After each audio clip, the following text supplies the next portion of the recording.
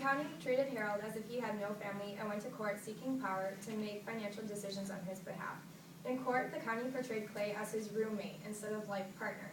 Although only granted limited access to one of his bank accounts, the county went even further to take everything the couple had accumulated over their 20 years together and auctioned everything off. Then the county workers terminated the couple's lease and surrendered their home to the landlord. Harold died 3 months after being hospitalized, which Clay could not be there for to say his final goodbyes. He is left with nothing except for a photo album which Harold made for him in the last 3 months of his life. Now, with the help of a persistent court-appointed attorney, Clay has finally been released from the nursing home and has filed a lawsuit against the county. These stories serve as evidence that gay individuals do not have it easy when attempting to gain the rights they should already have. Any able person who can take care of another human being deserves to have just that right, to be able to take care of a loved one without the fear of having everything taken away from them. Alright, so Ben is going to be speaking next. He's going to be our second negative constructive speaker, and he is against gay rights. Alright, the affirmative is mentioned that there are individuals who do not believe in God, that do not support the Bible's beliefs, but the fact of the matter is that religion is a very large part of government.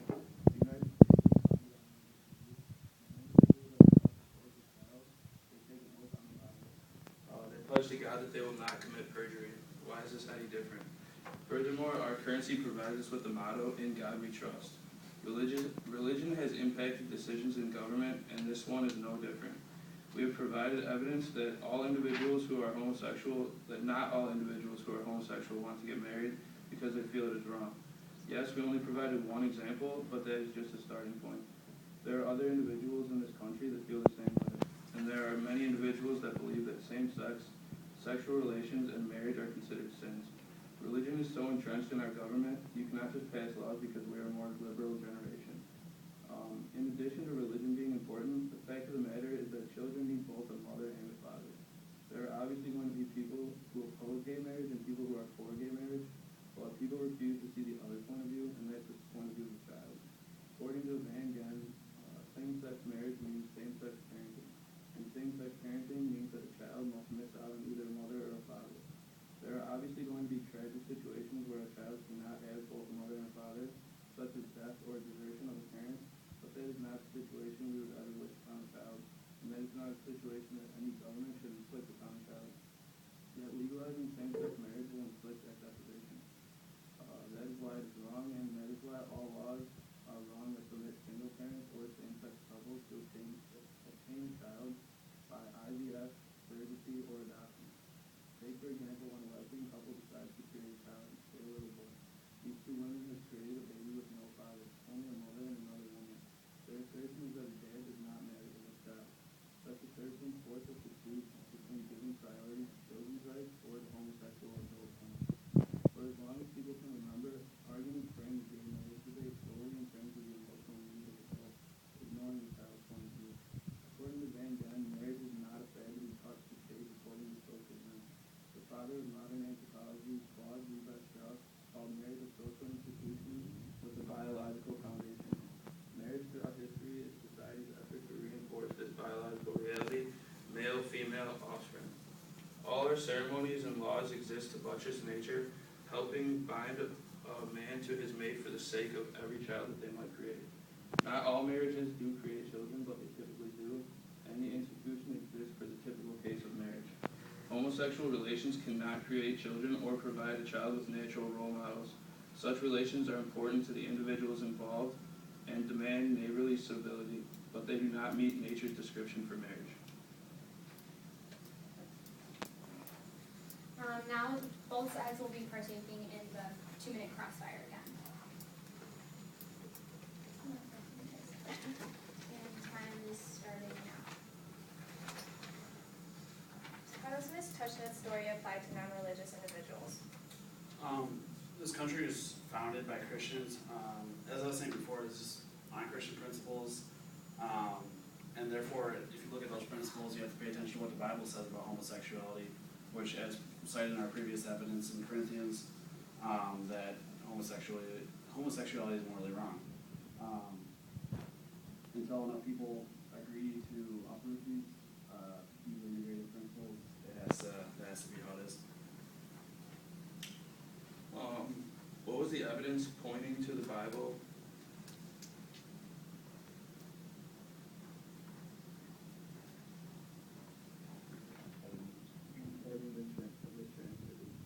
I actually do not have that information for you right now. Do you believe that the government actually goes to such lengths to stop civil unions between gays as you depicted in your argument? Yes, this information was taken from a credible source. It was from a scholarly journal online, and where people could actually talk about their instances and their situations. And I have a personal friend who has been in a similar situation, so yes, I do believe so. You also stated that same-sex marriage means same-sex parenting. Does this mean that all people involved in same-sex marriages want to have children? We don't have any specific evidence or statistics showing this, but we can only infer that most people in either same-sex or traditional marriages will eventually want to have children of their own.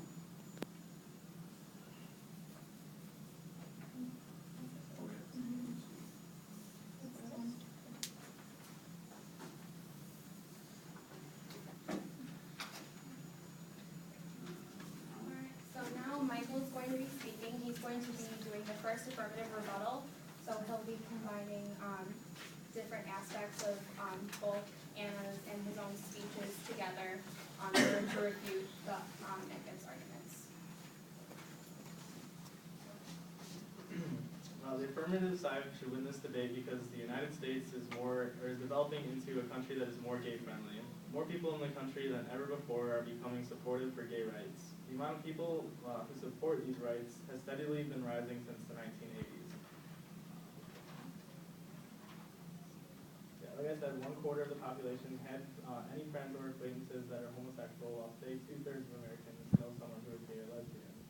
At the same time, 21 states have laws prohibiting LGBT discrimination, and 5 states also already allow same-sex relationships, which proves that the amount of people who are supporting gay rights is still increasing.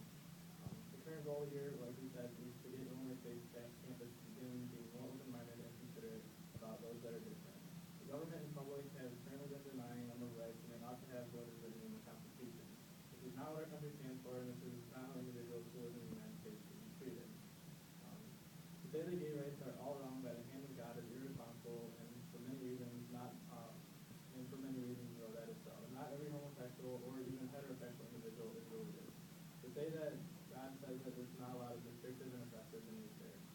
Furthermore, in schools that there is separation of church and state, why is this instance any different? The Bible and God should not dictate the restriction of rights to individuals that are perfectly able to love and care for another human being. The state restricts same-sex marriage and is making it impossible for a homosexual couple to claim any benefit. Only certain states like Rhode Island, New Jersey, and Illinois permit gay couples to enter into civil unions. However, these couples are still not granted their federal rights. And finally, times are changing, and the culture of the United States is changing more and more, and more people today are in support of gay rights. And like I said, study shows that in a few years, the majority of the United States population will be in support of gay rights. And LGBT should have the same rights as every other man, woman, and child in the U.S., and because this is what this country is founded upon, equal rights. And our last speaker today is going to be Dylan. He's going to be doing his first negative rebuttal. So he'll be doing the same thing, combining his and Ben's speeches in order to refute the arguments of the affirmative. Okay, to kind of summarize what me and Ben are saying here today, first of all, it's always important to remember that we are a nation, as I said earlier, founded under God and on Christian principles. The Bible speaks directly against homosexuals, and also remember the case of Ms. Tushnet. She's a gay woman living in New York City. She respected argumentation and unique perspectives on certain issues.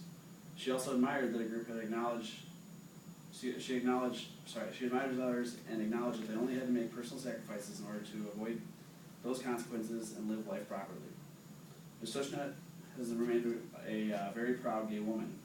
She now has a set of beliefs that she has been trying to spread to other gay individuals throughout the community. Gay men and lesbians should abstain. They might instead have passionate friendships or still limit their urges into other pursuits. She believes that marriage should be an act that only heterosexuals partake in because those relationships can be either uniquely dangerous or uniquely fruitful. Ms. Tushnet was able to find a way to balance being gay as well as a devout Catholic, proving that you can make religion and homosexuality work. She's able, as any other individual in this nation, to exist happily and let's see what else we got. Also remember that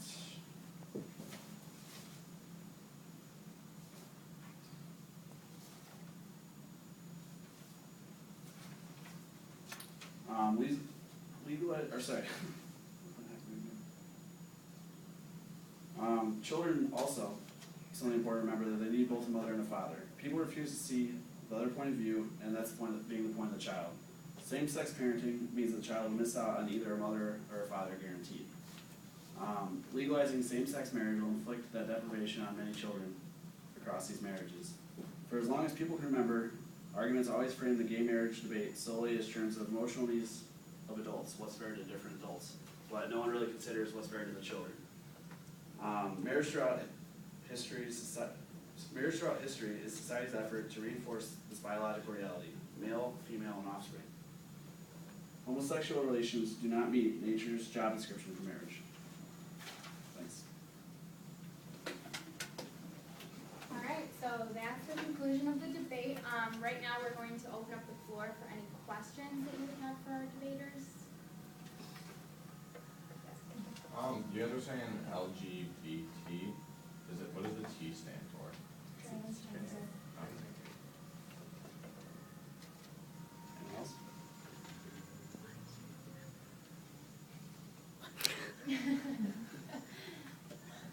All right, does anyone feel that one side presented better arguments than another, and why?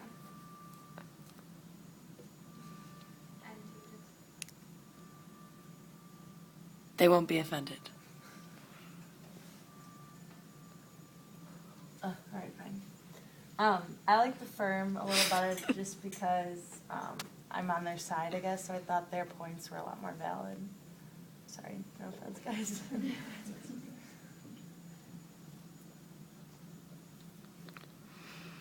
anyone change the way that they thought or felt about gay rights after this?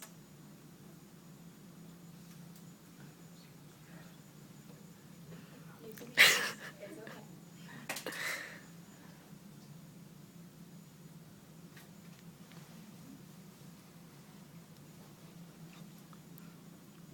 All right, well, we'll just call that a wrap. Thank you everyone for coming. We really appreciate you helping us out with our project.